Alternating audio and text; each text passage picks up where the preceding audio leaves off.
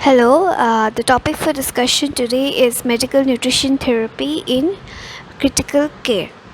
Okay, so when we come to critical care, means the patients who are very critically ill, they are in ICU, they need a respirator or ventilator, or patients who have acute cancer or have undergone a very severe or chronic surgery.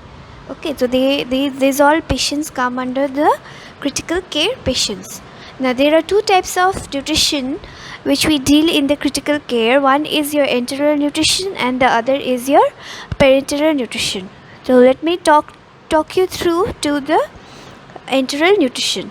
Now, what is enteral nutrition? Enteral nutrition is administration of a specialized liquid food mixture that contains proteins, carbohydrates, lipids, vitamins, and minerals into the stomach or bowel through tube feeding.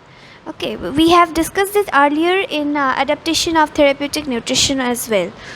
Now, although enteral nutrition may be administered orally, enteral nutrition in hospital patients generally refers to products administered through a nasogastric tube that delivers the enteral nutrition product directly to the stomach, duodenum, or the jejunum. Okay, these are the part of your stomach. Alternatively, enteral nutrition may be delivered via a surgically implanted tube such as gastrostomy tube or a jejunostomy tube, with the rate of administration controlled using an infusion pump, gravity drip system, or as blouses via a syringe. Now, for short-term enteral nutrition, a nasogastric or orogastric tube may be used to administer the formula. However, long-term enteral nutrition is generally administered through a surgically placed gastrostomy or jejunostomy tube. So basically in enteral nutrition, we will discuss the types of tube feeding, because it is all types of feeds are related to your tube feeding. Okay, how do we feed a patient via tube? Now next we move on to your what is tube feeding. Tube feeding is a medical device used to provide nutrition to people who cannot obtain nutrition by mouth or are unable to swallow safely or need nutritional supplementation. The state of being fed by a feeding tube is called gavage, interfeeding, or tube feeding. Okay, placement may be temporary for the treatment of acute conditions or lifelong in the case of chronic disabilities. A variety of feeding tubes are used in medical practice. They are usually made of polyurethane or silicone, so that it does not hurt the soft interiors of the body. Okay, so we used materials made up of silicone or polyurethane. They are classified by the site of insertion and intended use. Now next we move on to medical causes for the tube feeding. Reading through, there are dozens of conditions that may require tube feeding. The more common conditions that necessitate the feeding tubes include prematurity, failure to thrive, or malnutrition. Here malnutrition means severely malnutrition patient. Okay, not just normal malnutrition patient. Neurologic and neuromuscular disorders, inability to swallow, anatomical and post-surgical malformations of the mouth and esophagus cancer, Sanfilippo syndrome, and digestive disorders. So these are a short view of what may lead to the tube feeding. Now we go into details. Okay, so first we have your dementia. Dementia. People with advanced dementia who get feeding assistance rather than feeding tubes have better outcome. Feeding tubes do not increase life expectancy for such people or protect them from aspiration pneumonia. Feeding tubes can also increase the risk because dementia patients have the tendency to forget things. Okay, so now if a tube is inserted if a nasogastric tube or any type of tube is inserted into the body of the patient, that the patient might forget that there is a tube inserted, so they can remove the tube. They can try to remove the tube. So with dementia patient, always a feeding assistance, means a nurse or a caretaker should be there to feed the patient. So feeding assistance is rather favorable than the feeding use of feeding tubes for dementia patient. Okay, next we go to can also increase the risk. Yeah, feeding tubes can also risk ulcers, require pharmacological or physical restraints, and lead to distress. In the final stages of dementia, assisted feeding may still be preferred over a feeding tube to bring benefits of palliative care and human interaction, even when nutritional goals are not being met. Okay. Next, we go to ICU. Feeding tubes are often used in the intensive care unit to provide nutrition to people who are critically ill while their medical conditions are addressed. As of 2016, there was no census as to whether nasogastric or gastric tubes led to better outcomes. So, you see, there is always a 50-50 chances of better outcome. So, the results can be better or the results cannot be better. Next, mechanical obstruction and dysmotility. There is at least moderate evidence for feeding tubes improving outcomes for chronic malnutrition in people with cancers of the head and neck that obstruct the esophagus and would limit oral intake. People with advanced gastroparesis and ALS for long-term use, gastric tubes appear to have better outcomes than nasogastric tubes. Okay, now in which the tube feeding has been shown fruitful is in the patient which has case of mechanical obstruction or dysmotility. So we have discussed it, and yeah, there are GI surgery. People who have surgery on their throat or stomach often have a feeding tube while recovering from surgery. It is a tube leading through the nose and down to the middle part of the small intestine, or a tube is directly placed through the abdomen to the small intestine. Okay, and in GI surgery, mostly the tubes are left there for initial feeding. Like it is generally removed. Okay, it does not stay permanently out there. So that people do not have the dependency of feeding tubes related to surgery cases. In case of children, feeding tubes are used widely in children with excellent success for a wide variety of conditions. Some children use them temporarily until they are able to eat on their own, while other children require them for long term. Some children only use feeding tubes to supplement their oral diet, while others rely on them excessively. This also again depends upon the condition of the children, condition of disease of the children that the children is having. Okay, so now we move on to types of tube feedings. The most common types of tubes include those placed through the nose, including nasogastric, nasoduodenal, and nasojejunal tubes, and those placed directly into the abdomen, such as gastrostomy, gastrojejunostomy, or jejunostomy feeding tube. Okay, so as the terms is self-explanatory, so I don't think so I have to explain what is the meaning of nasoduodenal, nasojejunal, or gastrojejunostomy. Still, we will be discussing it in details in the next slide. Nasogastric feeding tube. A nasogastric feeding tube or NG tube is passed through the nares or nostrils, down the esophagus, and into the stomach. This type of feeding tube is generally used for short-term feeding, usually less than a month, though some infants and children may use an NG tube for long-term. Okay, this depends upon the condition of the patient. Individuals who need tube feeding for a longer period of time are typically transitioned to a more permanent gastric feeding tube. The primary advantage of NG tube is that it is temporary and relatively non-invasive. They have less complications and particularly related to uh, temporary, relative, non-invasive to place, meaning it can be removed or replaced at any time without surgery. NG tubes can have complications, particularly related to accidental removal of the tube and nasal irritation. Yeah, again, patient with dementia or a patient with psychological disorders, they tend to remove the nasal tube. Next, moving on to other type is known as nasojejunal feeding.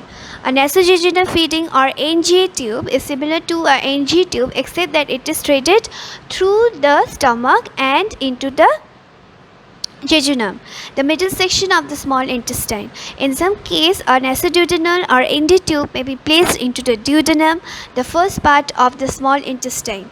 These types of tubes are used for individuals who are unable to tolerate feeding into the stomach due to dysfunction of the stomach, impaired gastric motility, severe reflux or vomiting. These types of tubes must be placed in a hospital setting.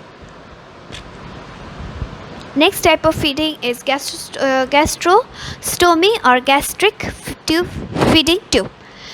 A gastric feeding tube, G-tube or button, is a tube inserted through a small incision in the abdomen into the stomach and is used for long-term enteral nutrition. Okay, one type is the percutaneous endoscopic gastrostomy, PEG. Okay, tube which is placed endoscopically. The position of the endoscope can be visualized on the outside of the person's abdomen because it contains a powerful light source. A needle is inserted through the abdomen.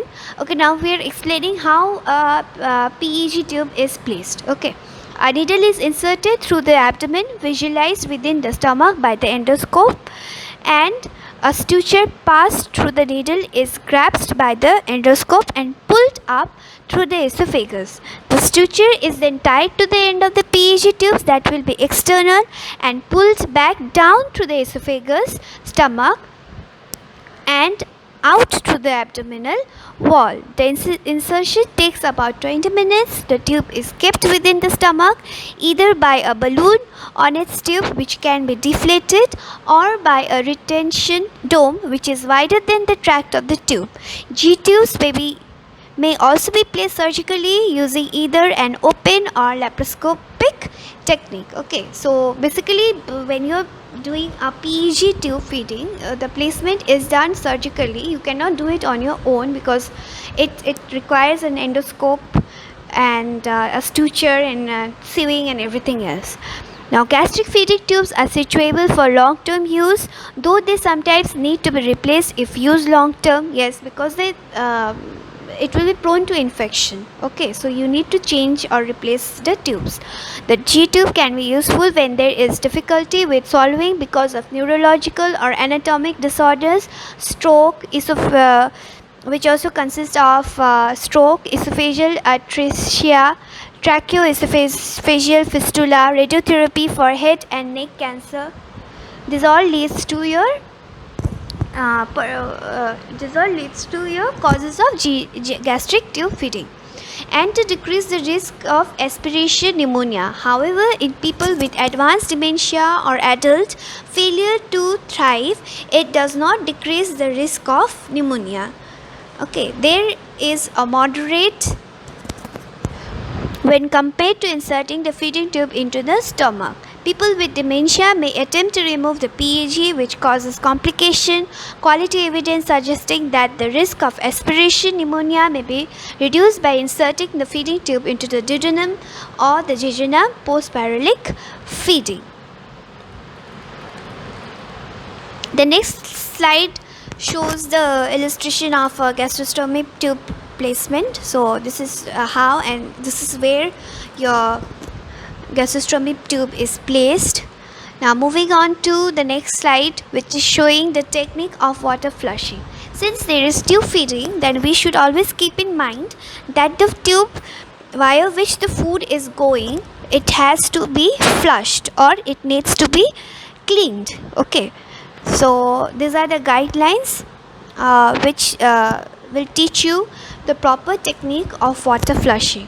So here in number 1 we have prepared a flush of water according to local guidelines in a 50 ml syringe and label if necessary. Place it in a clean tray. Stop or suspend enteral feeding. Ensure that any other ports are closed and airtight. Attach the syringe to a port of the patient's enteral feeding tube. Ensure that there is an airtight connection between the syringe and the enteral tube. Using a pulsate flushing action, administer the flush. Positioning the patient in a semi-recumbent position can help to prevent regurgitation and possibly pulmonary aspiration from gastric flush or drug residual. Administer the drug and flush, cap off or connect for the enteral feeding depending on the patient requirement. So basically what is needed is here given in the slide, so you might need to take a better look of it later. Now moving on to what types of enteral feeding formula are there. Okay, so we know there are 3 types of formula: standard formula, whole protein formulas, peptide formulas or semi-elemental formulas, and third we have specialized formulas. Now in the next slide we will be going into a detailed discussion of the formulas. We have standard formulas, or they are whole protein formulas. A standard tube feeding formula is a formula that is designed for adults or children who have normal digestion. Standard formulas include all of the nutrients required to maintain health. Some standard formula can be used for both enteral feeding and as a oral supplement. They can contain added ingredients such as fiber for digestive health and bowel management. So basically it is a whole kind of food, but it is given in the form of a mash diet. It constitutes a bit of fiber for digestive health and bowel management. Okay, next moving on to peptide formulas or semi-elemental formulas. Like standard formulas, peptide formulas are nutritionally complete, which means they contain all the essential nutrients needed. However, unlike standard formulas, some of the components such as protein are broken down into smaller components to make them easier to digest. Okay, so peptide formulas are easier for the digestive system to digest and absorb, making them better suited for adults and children with digestive problems including malabsorption, short bowel syndrome, inflammatory bowel disease, cystic fibrosis, and other conditions that can cause problems with absorbing nutrient. So basically your peptide formula is having additional formulas of protein which are in their peptide form for a easier breakdown and easier digestment. Specialized formulas. Specialized enteral formulas are available for adult and children with special nutritional needs such as diabetic kidney failure, respiratory disease, or liver disorder. The enteral formula should be selected by a doctor or a dietitian which is familiar with the various formulas. Okay, so these are like therapeutic supplementations which come under the topic of nutraceutical products. Okay, for particular therapeutic as you know, therapeutic nutrition are tailored to supply a particular nutrient-rich diet to a patient suffering from various kind of diseases. So they also require the use of nutraceutical products. So specialized formulas are containing those nutraceutical products which are target based, which are tailored, okay, for the therapeutic condition or the therapeutic patients. Now next, moving on to key components of the enteral nutrition formulas. As with any food source, the key components of enteral nutrition include protein, carbohydrates, and fat. The characteristics of these macronutrient components vary. However, for example, nutrient components may be hydrolyzed or broken down to various degrees to aid in digestion. The protein component of enteral nutrition may be composed of polypeptides, oligopeptides, partially hydrolyzed, or free amino acids which are fully hydrolyzed. Although short-chain polypeptides and oligopeptides are easily absorbed, free amino acids may not be absorbed efficiently. The carbohydrate components of enteral nutrition may include polysaccharides, oligosaccharides, and fiber. Of these components, oligosaccharides can be absorbed. Carbohydrate polysaccharides such as starch may be broken down into simple sugars through enzymatic process, while fiber may be fermented by gut bacteria to form short chain fatty acids. Okay, now as we know that all these things constitute in a enteral nutrition formula. So these are the certain nutrients or in hydrolyzed form or in their oligopeptides form present in the formulas, which help to give nutrition to the patient in the enteral who are dependent on their enteral feeding through the formulas. Now, what kind of formula is supposed to be given to the patient? Isotonic formula is a standard for enteral nutrition of critically ill patients, but nutrient-dense formulas are preferred in some ICU settings to facilitate nutrient delivery using smaller fluid volumes. In the current study, the hospital formula that constitutes the most of the patient's feeding formula was low in density, about half of density of ideal isotonic formula that made the patients away from the target calories and proteins as compared to ready-made formulas. This may be attributed to the lack of knowledge of staff responsible for formula preparation about formula density and its relation with adequacy. As you know that isotonic formulas, this all depends upon the osmolarity of the feed. Okay, so we have isoosmolar, hypoosmolar and hyperosmolar feed. So the feed which are isoosmolar are always given to the patient, but in other critical ill patients where there is, you have burn patients or you have patients suffering from malnutrition and all, we give a hyperosmolar feed where the constituent of the protein, carbohydrate can be a bit higher than that of the isotonic feed. So that is what is the meaning of isotonic formula, hypoosmolar formula and hypoosmolar formula. Hypoosmolar formula is a low calorie formula which is given to the patient with weight management and all. If the patient is obese and if the patient does not need to feed so much, but we need to maintain the calorie of the patient, daily requirement or intake of the patient is to be maintained. For example, he has been going through a surgery. There is an obese patient who has been going through a surgery, so we need to give a low calorie kind of feed to the patient so as to maintain the total energy requirement of the body. Okay, so that is why we give a hypoosmolar formula. So now moving on to the complications of tube feeding. One, nasogastric and nasojejunal tubes are meant to convey liquid food to the stomach or intestines.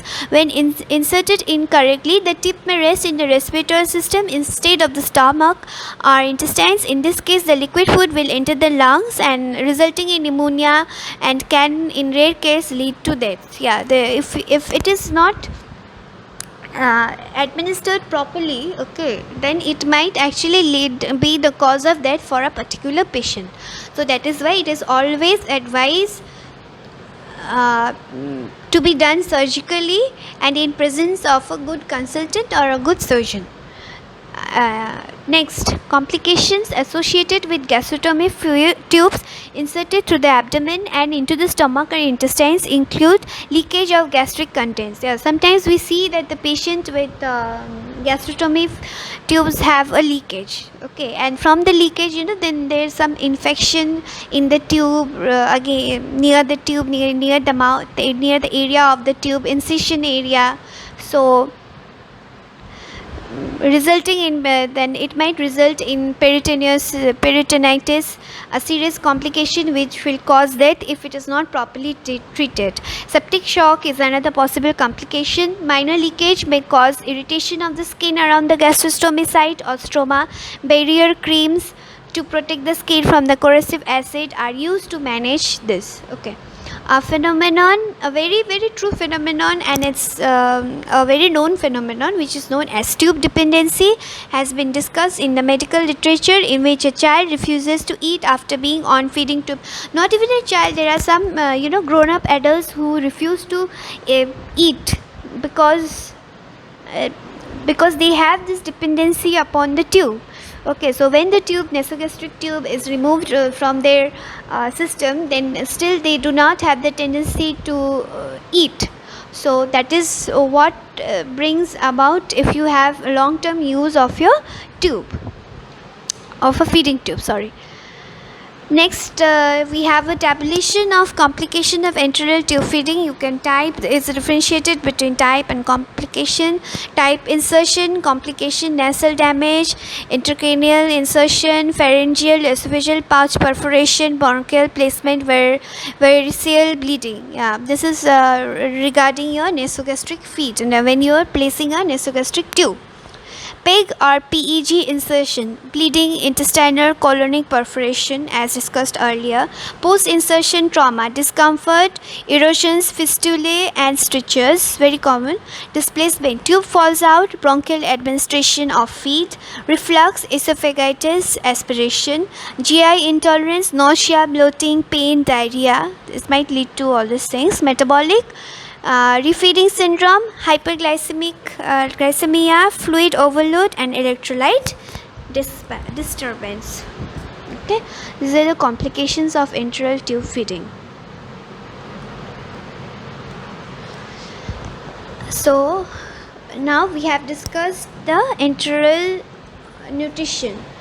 So now there is another type of nutrition which is also known as your parenteral nutrition. We will start with definition of parenteral nutrition. So now what is the meaning of parenteral nutrition? Parenteral nutrition is intravenous, okay, via your veins. Administration of nutrition, which may include protein, carbohydrate, fat, minerals and electrolytes, vitamins and other trace elements for patients who cannot eat or absorb enough food through tube feeding formula or by mouth to maintain good nutritional status. Achieving the right nutritional intake in a timely manner can help combat complication and be an important part of a patient's recovery. Parenteral nutrition is sometimes called total parenteral nutrition. Parenteral feeding refers to giving nutrition through a person's veins. Okay, you have to be clear, the nutrition is given via your veins, through your veins. You'll have a type of venous access device such as a port or a peripherally inserted central catheter, PICC or PIC line inserted as you can receive liquid nutrition. If this is your supplementary nutrition, it's called peripheral parenteral nutrition. PN should be initiated in patients who are hemodynamically stable and who are able to tolerate the fluid volume, protein, carbohydrate and lipid doses necessary to provide adequate nutrients. When you are getting all of your nutrient requirements through an IV, it's often called total parenteral nutrition. So this is your basic difference between PPN and TPN. Okay. Parenteral feeding can be a life-saving option in many circumstances. However, it's preferable to use enteral nutrition if at all possible. Enteral nutrition may closely mimic regular eating and can help with your immune system function. So, that is what we've discussed is your definition of parenteral nutrition. Now we are moving on to who receives the parenteral nutrition. The principal indication of TPN or total parenteral nutrition is in a seriously ill patient where enteral feeding is not possible. It may also be used to supplement inadequate oral intake. The successful use of TPN requires proper selection of patients, adequate experience with the technique and awareness of its complications. Some of the more important indications of TPN are listed below. Number 1, newborns with gastrointestinal anomalies such as tracheoesophageal fistula, massive intestinal atresia, complicated meconium, ileus, massive diaphragmatic hernia, gastritis, omphalocele or cloacal extrophy, and neglected pyrolic stenosis. Failure to thrive in infants with short bowel syndrome, malabsorption, inflammatory bowel disease, enzyme deficiency, and chronic idiopathic diarrhea. Number 3, other pediatric indications include necrotizing enterocolitis, intestinal fistulae, severe trauma, burns, post-operative infections, and malignancies. Number 4, adults with short bowel syndrome secondary to massive small bowel resection or internal or external enteric fistulae. Number 5, malnutrition secondary to high intestinal obstruction, for example, achalasia, esophageal strictures and neoplasm, pyloric obstruction and gastric neoplasm. Number 6, prolonged illness due to medical or surgical causes, for example, post-operative following abdominal trauma or polytrauma. Number 7, malabsorption secondary to sprue, enzyme and pancreatic deficiencies, regional enteritis, ulcerative colitis, granulomatous colitis, and tuberculous enteritis. Number 8, functional gastroenteritis disorders like idiopathic diarrhea, psychogenic vomiting, and anorexia nervosa, which is a type of eating disorder. Number 9, patients with depressed sensorium, for example, following head injury or intracranial surgery in whom tube feeding is not possible. Number 10, hypercatabolic states secondary to severe sepsis, extensive full thickness burn, major fractures, polytrauma, major abdominal operation, etc. 11, patient with malignancies in whom malnutrition may jeopardize successful delivery of a therapeutic option, surgery, chemo or radiotherapy. Number 2, paraplegics, quadriplegics with pressure sores in pelvic or perineal regions with fecal swelling, where fecal swelling is a problem. So paraplegic and quadriplegic means in which you are like paralysis of both hands and limbs, or both hands and limbs, one hand, one limb, like that. Okay. So we have discussed why the parenteral nutrition is given. Now next, moving on to nutritional requirement and delivery of TPN. Now, how will you deliver a TPN to the patient, and what are the nutritional requirements or of what is your TPN made? Okay, the delivery of TPN is via a large bore. You make a bore, central venous catheter, large bore central venous catheter placed in the superior vena cava through the subclavian or the internal jugular vein. This can be done by a cut down, but it is much better to use one of the modern percutaneous catheter system, as the incidence of infection is much lower by the use of the latter technique. Yes, strict asepsis is to be observed during the placement of the catheter. A chest radiograph should be taken prior to the commencement of feeding to confirm the position of the catheter tip and to exclude traumatic pneumothorax. The commonest complication related to catheter placement: the catheter should be flushed with dilute heparin daily to avoid catheter thrombosis. With the proper care, a center catheter can be maintained for several days or even weeks for the delivery of TPN. So what we have read out, the next slide will show you an illustration of the delivery site of the TPN. So this is where it is given, where the boring is done and all.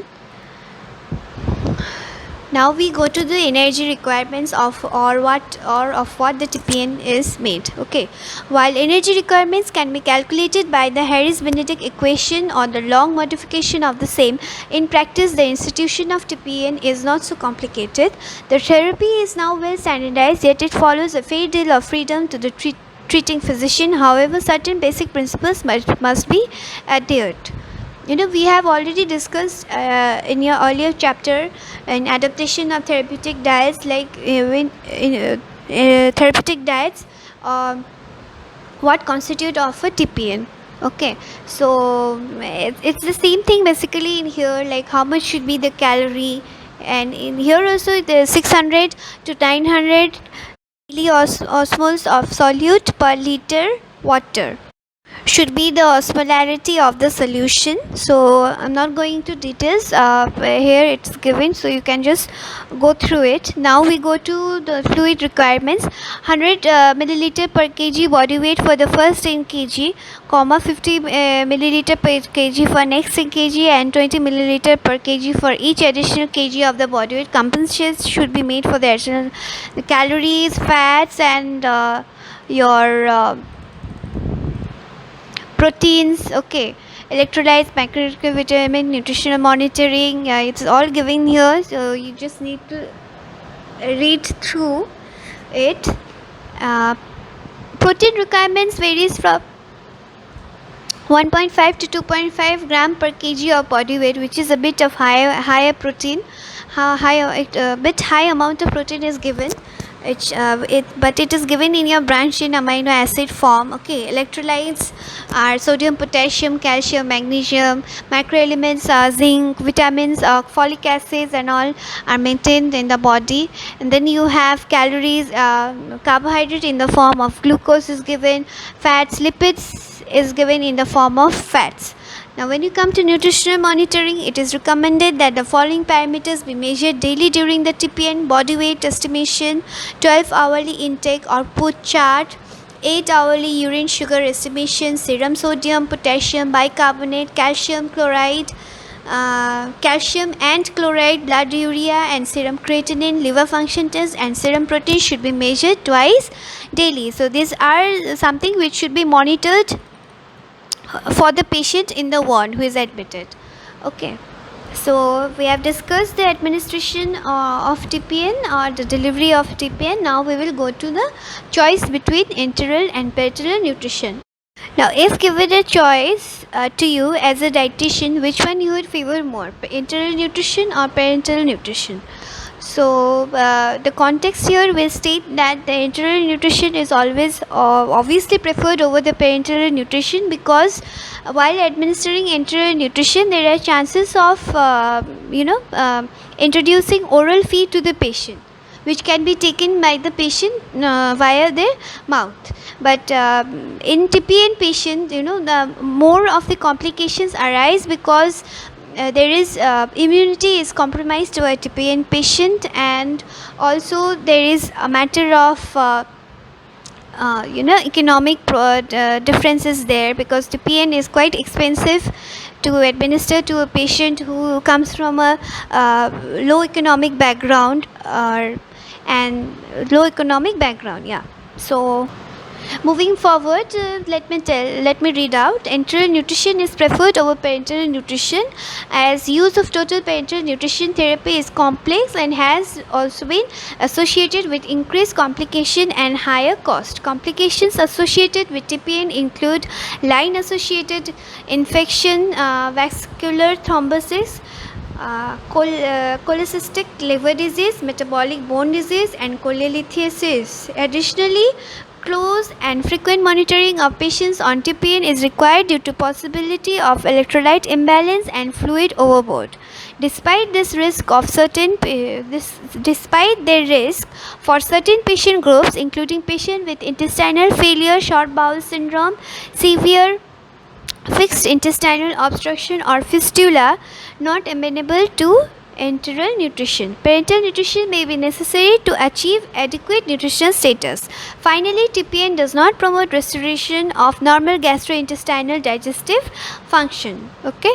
In general, enteral nutrition is preferred to parenteral nutrition as it is more physiological, cheaper, simpler and less complicated. However, even nasogastric feeding needs care are the more complex types of enteral nutrition such as gastrostomy and jejunostomy need significant intervention.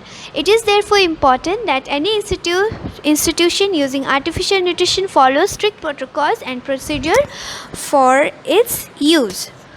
So students, we have gone through here we have gone through differences between enteral nutrition and parenteral nutrition. We have discussed the types of enteral nutrition, what sort of formula feeds are used in the enteral nutrition, what sort of feed compromises in your TPN, what is the meaning of osmolar, hypoosmolar, isoosmolar, hyperosmolar. Okay, so with any doubts or anything, you can always free to us. So with this I end the session, and I hope you understand, and please go through the PPT. It's simple enough to understand by reading through the PPT. So thank you.